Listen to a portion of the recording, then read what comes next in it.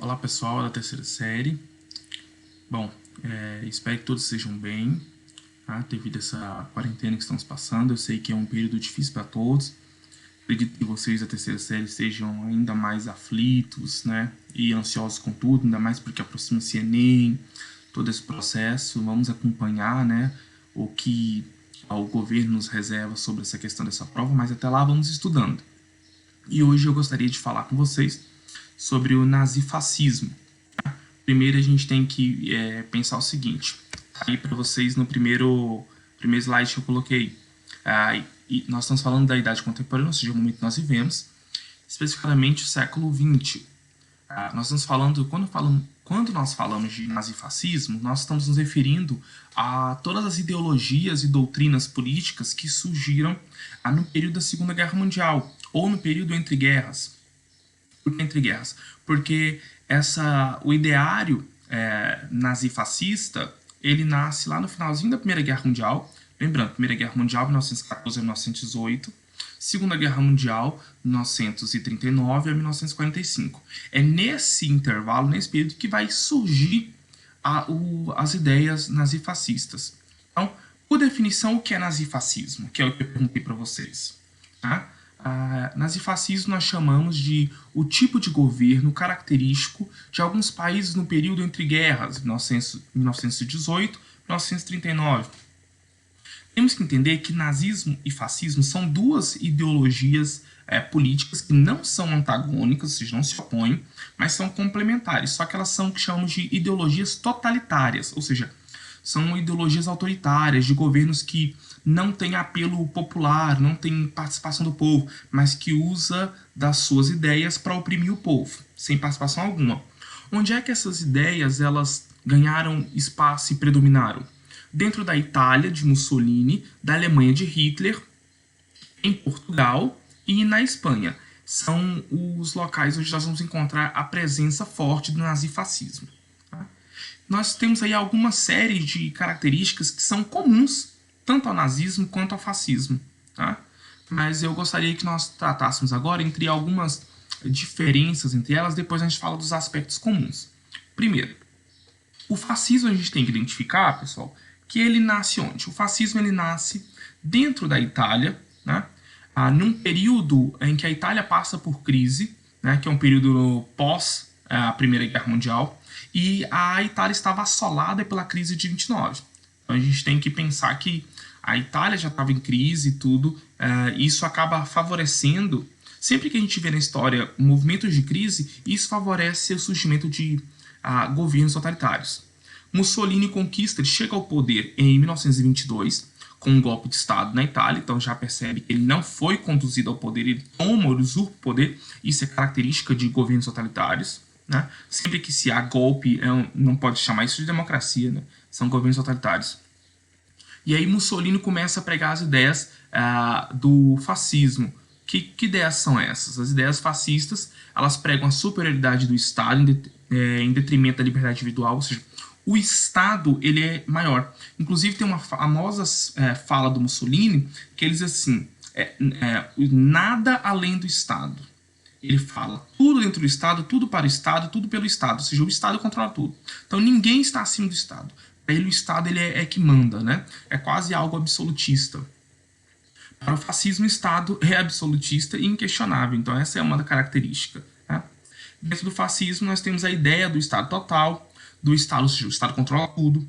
Nós temos a ideia do corporativismo. O que é o corporativismo? O Mussolini, na ideia fascista, acreditava que algumas instituições, alguns órgãos corporativos, ou seja, alguma entidade, né, seja liga de trabalho, seja alguma instituição do próprio Estado, pudesse favorecer e permitir que as ideias totalitárias elas ganhassem força e dominassem a sociedade. Então essa é a forma. Então o corporativismo ele visa regular a atividade social a favor do grande capital, ou seja, a favor de um desenvolvimento industrial e econômico da Itália, a partir desse controle social. E o nazismo? Como é que surge, e quais são as principais características? Bom, o nazismo ele surge no período pós-crise de 29, tá? Surge aí devido a essa crise da Primeira Guerra Mundial. Vale lembrar que é o sentimento de revanchismo, porque a Alemanha perde a Primeira Guerra Mundial e pelo Tratado de Versalhes é tida como a grande perdedora, que tem inclusive de que pagar indenização para as nações europeias que foram arrasadas com a Primeira Guerra Mundial, e esse sentimento gera nos alemães um revanchismo, ou seja, eles querem uma contrapartida para isso tudo que aconteceu com eles. E aí, se apoiando nesse ideal, Hitler é posto no poder por uma eleição em 1933 para conter o socialismo, ou seja, Hitler ele chega ao cargo de chanceler, ou seja, ele é um cargo de ministro. E qual que era a ideia do Hitler? Era falar assim, olha, nós não podemos dar espaço às ideias comunistas, né, às ideias que estão sendo pregadas lá na União Soviética, lá na Rússia, na antiga Rússia. Então, havia aquela ideia de luta de classe, de tudo seria planificado, ou seja, tudo é de todos, tudo seria distribuído para o bem comum. Então, Hitler não concordava com essas ideias comunistas, então ele era totalmente anticomunista. Além disso, o nazismo prega a superioridade de uma raça, né, que seria aí o que eles chamavam de arianos, que seriam os caucasianos, ou seja, alemães, nascidos na Alemanha, né, de pele clara, branca, olhos azuis. Vale lembrar que o próprio Hitler não se encaixaria nesse padrão, uma vez que ele era austríaco, né, não era alemão de nascimento. Né? E essa ideia ela vai gerar a principal característica do nazismo, que é a xenofobia, que é a aversão àquilo que é de fora. Né? Por quê? Porque o nazismo ele vai ser contra o negro, contra o estrangeiro, aos judeus, que foram os que mais morreram, né, durante o nazismo, aos homossexuais, aos ciganos, às minorias como um todo. E essa doutrina nazifascista, ela desenvolve a ideia de espaço vital, né? A ideia de que a Alemanha deve se expandir e dominar todos os outros povos para que a raça ariana fosse desenvolvida. Esse espaço vital é como se Hitler entendesse que, olha, eu preciso formar um império. Nós precisamos de um império, porque se tivermos um império, nós vamos dominar, e os arianos, os alemães, vão dominar tudo. Então ele queria que essa raça que ele estava propondo, lá no livro dele chamado Mein Kampf, Minha Luta, né, ele falou assim, nós precisamos defender essa ideia. Então se nós construirmos esse ideal, nós vamos ter uma sociedade rica e dominadora. A ideia para Hitler era uma ideia de nação que surge como uma entidade suprema, da vontade autônoma para além dos indivíduos, ou seja, não, o indivíduo ele tem papel? Tem, mas o governo, o poder, né, ele está acima das pessoas, acima dos direitos individuais. Então prevalece o que é coletivo. Prega-se então que os alemães existem para servir ao progresso da nação. Então o Hitler ele quase que despersonifica os sujeitos. As pessoas elas não se entendem como fulano e ciclano, não. Elas agora são alemães.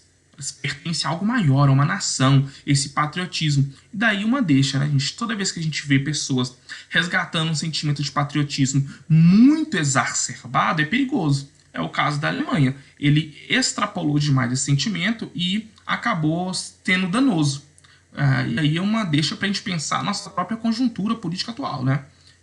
Até que ponto nós temos que ser patriotas e até que ponto isso pode ser prejudicial. E nesta relação, nós temos aí as características básicas, ainda no primeiro slide. Nacionalismo extremado ou chamado exacerbado, que é esse culto ao próprio país, de que isso vai gerar o xenofobismo, a aversão àquilo que é de fora. Totalitarismo, governos que não aceitam a participação popular e que eles mandam e obedecem. Militarismo, uso da força do exército coercitiva. Não me apoia? Então não participa, vai ser exterminado, aniquilado. Antiliberalismo, ou seja, são contrários à ideia de livre comércio, eu posso fazer relações comerciais com quem eu quiser. Não, faço com quem o Estado permitir. E como o Estado permitir, os setores que o Estado permitir, o Estado controlando totalmente tudo com a mão rígida. Unipartidarismo, ou seja, essa ideia que nós temos de democracia hoje, de que vários partidos políticos eu elejo, eu escolho, isso deixa de existir nas relações nazifascistas. Existe só o partido nazista e o partido fascista. Só pode governar esses dois partidos. E há um elemento muito importante que é o culto ao líder, né? Que é o sentimento de que o líder ele é uma figura quase que divina. Ele fala e as pessoas escutam. Ele manda e as pessoas seguem. Ele, mesmo quando parece uma estontice, uma loucura aquilo que ele diz, as pessoas estão tão inebriadas, tão loucas para seguir o líder, que elas vão acompanhando. Então foi isso que aconteceu com o Hitler.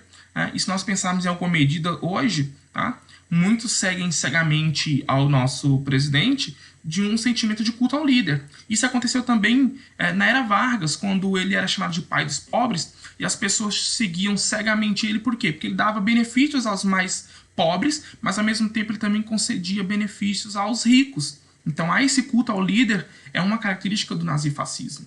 E principalmente o anticomunismo, ou seja, a total aversão ao ideal que foi criado. Lembrando que o comunismo é uma doutrina criada lá na Rússia, que depois torna-se União Soviética por Lenin, né? Vladimir Ilyich Lenovsky, Lenin, né? Em que ele pregava essa comunidade comum, em que tudo era, a economia era planificada, tudo era de todos, é um bem comum, através da revolução do proletariado, ou seja, a luta de classe, ou seja, não existem aqueles que tinham os meios de produção e aqueles que tinham a força de trabalho. E aí o Lenin vai falar, olha, tem que ter uma luta de classe, então nós temos que eliminar a luta de classe. Como é que faz isso? O povo toma o poder pela revolução do proletariado. E os fascistas e os nazistas, eles negam totalmente, veementemente, essa luta de classe. Eles não concordam com isso. Não tem que haver luta de classe porque o Estado controla tudo, porque o Estado ele é rígido, ele é forte. Né? Então, nesse sentido aí é que nós vamos ter o nazifascismo. E o que vai culminar as ideias nazifascistas no Holocausto. Né? O Holocausto, que os judeus chamam de Shoah, que é justamente um termo bíblico do hebraico que significa catástrofe, né? Para dizer o extermínio que os nazistas fizeram com seus campos de concentração, onde eles classificavam as pessoas que não eram arianas, usavam braçadeiras com símbolos, né? Para dizer, olha, você é negro, você é homossexual, você é cigano, você é judeu, né? E vocês vão para os campos de concentração para serem exterminados. Morreram 40 milhões de pessoas no Holocausto. Desses 40 milhões de pessoas, a maior parcela foram judeus. E por quê? Porque os nazistas dentro da Alemanha eles acreditavam que os judeus eram responsáveis pela crise econômica que o país passava e acreditavam que os judeus eles ocupavam os postos de trabalho que eram dos alemães. Então Hitler acaba incentivando todo esse revanchismo entre alemães e judeus. E aí culmina nessa catástrofe. Então eu espero que essa explicação aqui tenha sanado essas dúvidas sobre o que é nazismo e fascismo, né, que eram as perguntas que eu tinha feito para vocês, e sobre o que era o Holocausto. Espero que vocês também tenham lido o material de apoio, o material complementar, e em caso de dúvida, né, ou pergunta, pode me enviar que eu estou à disposição. Espero que todos continuem bem e que eu aguardo vocês em outra oportunidade. Quem sabe nós faremos aí uma live, né, para conseguirmos explicar os conteúdos de uma forma mais rápida e imediata. Forte abraço e se cuidem.